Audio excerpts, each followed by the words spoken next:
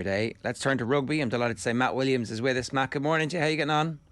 Hey, Ger. Good morning, mate. Very, very good. Thank you. The performance from New Zealand against South Africa is one of those performances that may mean nothing in the long run, but for Ian Foster and that coaching ticket, it's some vindication for everything that's happened, for the pressure that they were under, for the team to produce against maybe the best team in the world in a very difficult environment.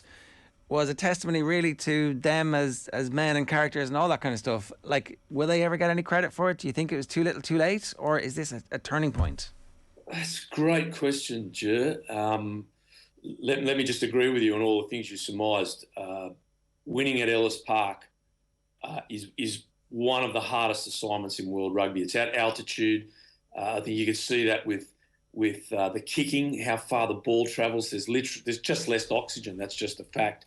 And what it does, it makes it very hard on teams that aren't used to it. The South Africans are used to it, and obviously teams from Australia and New Zealand and Ireland where you're at sea level, it makes it unbelievably hard. I've been there 4 times and lost on all 4 occasions with the Waratahs and with emerging Wallabies. It's a really, really tough joint. I actually text Andy Friend when Connacht won there this year and just said that's one of Connacht's great wins because it is such a hard place. And the other part about New Zealand, they played magnificent rugby. Their first try, Sam Kane's try, the build-up to it is as good as anything you'll ever see. Will they get credit in New Zealand? Look, the New Zealand media and the general rugby public have been vile, and I use that word. I choose to use that word. They've been unfair, and they've attacked the players and the staff personally. They've even, attacked the way they look, their physical appearance. I mean, it's just been horrific. It's nothing any sports person should have to endure because they haven't done anything wrong. They've just lost games, right? So they haven't acted in a manner that's brought disrespect to the jersey. They've gone out and tried the hardest, hasn't been good enough, right? So they've lost 5 from 6. But the way they've been pillared and humiliated in the New Zealand media and social media is something that all of us in rugby need to call out and say that's just not acceptable. And former New Zealand players, former All Blacks are saying the same thing. And to get to your point, will it be enough? Back one of the best papers I've ever read on coming out of rugby was a review of the New Zealand defeat in the quarterfinal of the 2007 World Cup when France beat New Zealand in Cardiff and knocked them out. And everyone was calling for the sacking of Graham Henry and Steve Hansen, who were the coaches then. The New Zealand Rugby Union did a thorough review. They didn't sack the coaches. The review was magnificently written. It pointed out to failure in leadership in a lot of areas, including the New Zealand Rugby Union and the players. They kept the coaches and they won the next World Cup. There is a lot of pressure on the New Zealand Rugby Union to sack Ian Foster. Whether they will, traditionally, I would have said no, they won't. But there is a huge amount of pressure. I do very much feel for Ian Foster. I really sympathise for him. What he's enduring is not what any coach should have to endure. And irrespective maybe of what happens now, at least he has this moment where it's like, well, actually, you know what, that team, we didn't lose them. We didn't lose the dressing room. We absolutely were unified at the end. They were doing the things that we were trying to get them to do. We were talking about this a little bit earlier on, that the chief executive of the New Zealand Rugby Football Union had a press conference or a phone call where he was talking to the media and didn't say anything, like kind of made the situation worse. It all basically into the vacuum. Everybody is now speculating one way or another. So,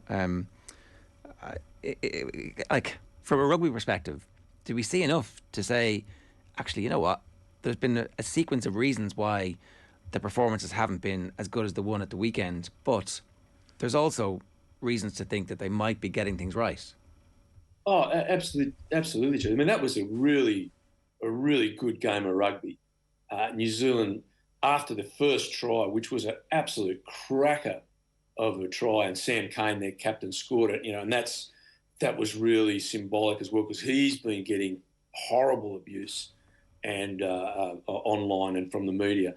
You could see the New Zealanders almost just shoulders dropped and relaxed. They're playing without confidence, and that they played. Then they had to show character. They were behind, and they're playing the world champions at home, and the world champions South Africa played a highly successful negative game. They're just playing within the awful laws of our game at the moment and maximising the negativity. And New Zealand are playing positive.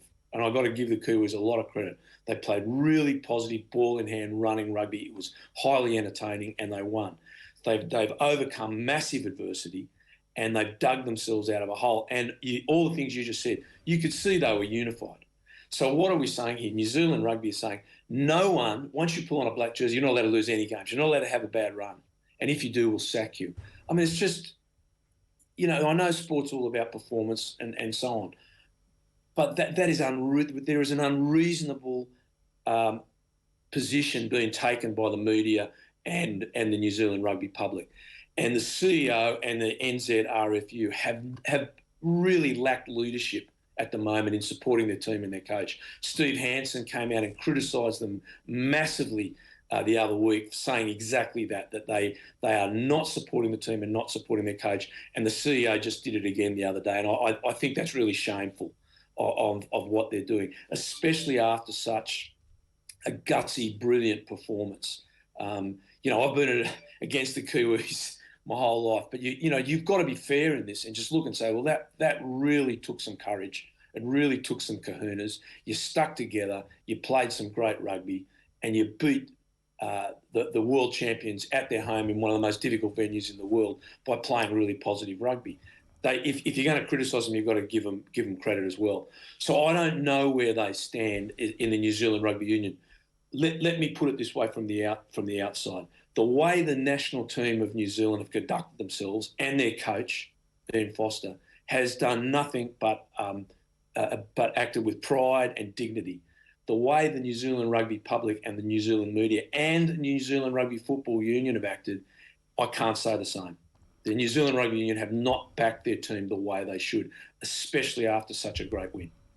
So do you think that maybe some of their decisions to speak publicly over the past couple of weeks has been a reaction to the public perception of Ian Foster, as in they're almost pandering to the media and to the public that, we need to get on board with this idea that Ian Foster is going to be out of the door soon, and they've just been caught unawares by a performance that was good on Saturday, and now they're ultimately caught between a rock and a hard place. Do we sack this guy or do we not? And it seems that they've just, created a really terrible situation for themselves where they end up looking really, really poor. Yeah, a real lack of leadership, isn't it? I mean, your CEO and your board are leaders of the organisation, and they have to show leadership. And right now they're not, and it's exactly what you're saying. They're being caught in the firestorm that is the media, the rugby media in New Zealand, instead of standing up to them like the leadership did in 2007. They wanted to sack Richie McCaw in 2007. They wanted to sack Graham Henry and Steve Hansen. Both of those coaches who were with the team at that time then went on to win World Cups. Graham Henry won the one at home, and of course Steve Hansen won the next one in the UK. So that leadership we saw from New Zealanders, and I said it's the most impressive document I've ever read in rugby. I still have a copy of it back in Australia. That leadership that the NZRFU showed then, they're certainly not showing now. And here's the other thing, their team is. So there is a vacuum of leadership, and their team is stepping up, and their coach has stepped up, and they've done very, very well. Yeah, they did poorly in the past. They've acknowledged that. They haven't dodged it. They haven't tried to make excuses. And I think there were some. Certainly in November last year, there were some reasonable excuses for why they weren't performing, which is they've been living in hotels in a COVID bubble for almost 4 months in Australia and then in Europe. And anyone who's ever toured will tell you by the end of that period of time, you are absolutely mentally fried. And they didn't perform to their best. They didn't have any excuses at home, except they were beaten by a better team. Ireland were a better team. New Zealand were the better team in Auckland, and Ireland were the better team. Why not just admit that? Why not just say, gee, Ireland played well. We're not happy. Let's move forward. And look where they performed last week. So there's a huge, huge problem in New Zealand rugby, not necessarily with their team, but certainly with other aspects of their leadership. And it's going to be very interesting to see what the long-term ramifications of the best South African club sides playing in Europe now, and those players not playing week in, week out between now and the World Cup against South Africans. It might be very difficult for New Zealand into the future, but if this win is a harbinger of things to come, like they could still win this championship, for example. Oh, absolutely. Absolutely. Like so there's a trophy between South Africa and New Zealand, and New Zealand won that. So in the 2 Test series away from home, New Zealand come home with a trophy. They won the championship last year. They're looking at Australia, who are decimated by injury at the moment, and a sort of a similar story. Played really well in Mendoza 10 days ago, and were very poor on last weekend against the Pumas. The Pumas had a record win. So they're looking at Australia. Australia haven't beaten New Zealand in a Bledisloe Cup, I think, since 2003. I think it was the last time Australia won it. So, the chances of Australia winning that are very, very slim. So they could win their series against South Africa. They'll certainly beat Australia, in my opinion, and you would expect them to beat Argentina, which means they'll win the championship. So, again, this is panic and, really poor. Let me come back to the media. The media is, when you're a coach, you get criticised. You expect to get criticised, and if you lose, you're going to get criticism. If you can't handle that, don't go into coaching. And Ian Foster knows that. He's been around a long time. But the viciousness and the vileness of what's been said about these players and coaching staff is just wrong. Their mental health. These are human beings. Their parents, their children, their brothers and sisters, their wives. They have to listen to this, and it's really. Look, it's horrible for people's mental health. We talk about the mental health and how important it is, yet we allow this to occur. And Artie Sevilla came out, to his great credit, and said just that last week. Said, this is just not right. They haven't stolen money. They're not selling secrets to the Russians. They're just playing a game of rugby, and they've lost a few in the last 6. They've lost some games. And that is what the great thing that team can take out of it. They've drawn a line in the sand. They've closed the door and said, I'll clean it up. But what they're saying is, well, forget them. It's all about us. And, more power to them. More power to them. They came out and stuck it right back to them. And you've got to admire that. It's going to be very interesting to see what happens, and we'll know more during the week. There is supposed to be an update from the New Zealand board. I suspect Foster's going to survive now, but you don't know. It kind of sounded like maybe he was going to have enough and walk out head held high anyway. It's very difficult to know. It is, Joe. As I said, historically, I would have said he's definitely not going anywhere a year before a World Cup. Historically, I would have said that, especially after they changed their assistant coaches after the Ireland tour when they lost 2-1. And as I've spoken about, the historically how they've treated crisis in the New Zealand Rugby Union. But there is a definite lack of leadership and direction coming from the CEO. And so, therefore, that puts doubt in my mind about Ian Foster. There is huge pressure that Scotty Robinson from the Crusaders will step in. He is the heir apparent. Whether it's now or after the next World Cup, I don't know. I truly don't know now. Before I would have said there was no way. Now I'm not so sure. Michael Cheika was in two minds after his Puma team crushed Australia at the weekend. He said he was crying at one stage. There was joy and then there was tears afterwards, and he was a bit confused, but he came out afterwards and said, "This is my crew now. I was up on the last try cheering, then I started crying because I know I probably shouldn't be doing this. It was a bit confusing for me personally, but they're my boys now. That's my team," which, it was always going to be difficult for him the first time, but it's an incredible result. I didn't realise that Australia were missing so many players, so maybe not entirely unexpected that they would lose. But if Argentina are going to start running in 7 tries in games, then they're going to be good to watch. They play great rugby. Obviously huge influence from Ireland there with Michael's days at Leinster and taking Felipe Company with him there. Felipe running the attack. And they played some great rugby. And that's great for Argentina. It's great for the championship. The Wallabies are decimated. No, I've got it written down here. No Michael Hooper, no Quade Cooper. Fienga, their number 1 hooker, and Dave Parecki, their number 2, or vice versa. Dave has started recently. They're out, so they're down to hooker 3 and 4. Hunter Pasami and Alan Alatawa, the loose head prop. So there's 7 players down, and there's probably 1 or 2 others you could throw in there. that is no excuse for the defensive effort that they put in. They missed so many tackles and were really quite poor right across the park. And, 48-17, 7 tries, the biggest loss of all time to the Argentinians. And that means for the last 8 games for the Wallabies, they've only won 2.